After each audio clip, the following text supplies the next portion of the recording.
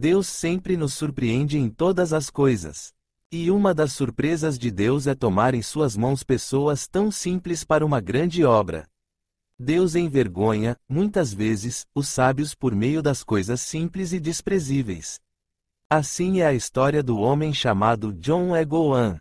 O dia 6 de janeiro de 1850 marcou o começo de uma grande história. A cidade de Colchester, Inglaterra, amanheceu coberta de neve, considerada como sendo a maior tempestade de todos os tempos.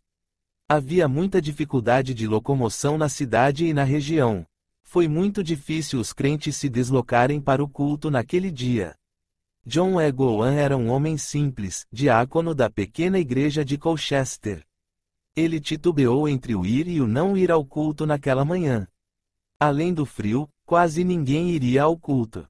Mas como diácono que era, foi impulsionado a ir. Ele refletiu da seguinte maneira: se todos pensarem em não ir, não haverá culto.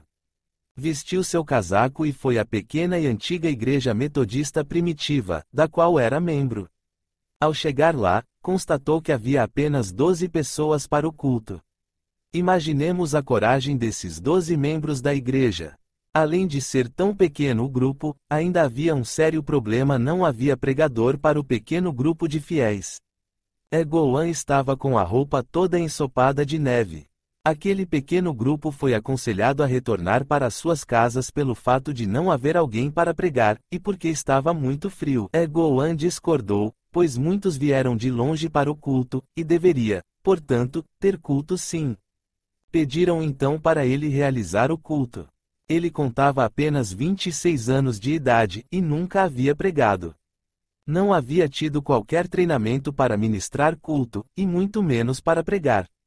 Logo que começou a pregar, entrou no templo um adolescente de 13 anos, pela primeira vez, para se esconder da tempestade de neve e se assentou. Posteriormente, soube-se que aquele adolescente era um problema e uma grande dor de cabeça para sua mãe. Ela orava continuamente para Deus transformar a vida dele em algum momento.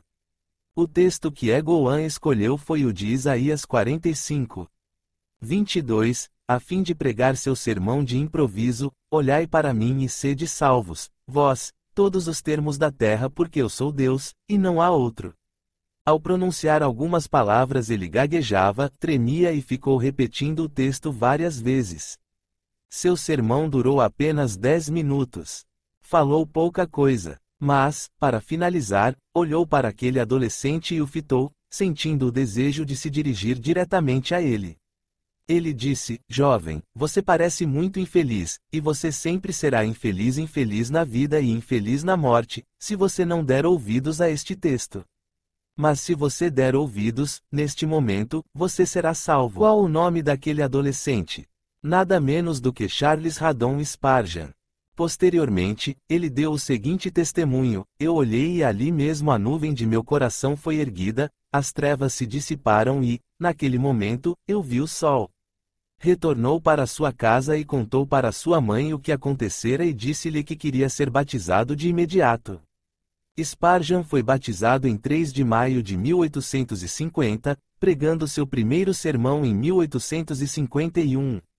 Foi um pregador quase sem igual, conhecido como o Príncipe dos Pregadores.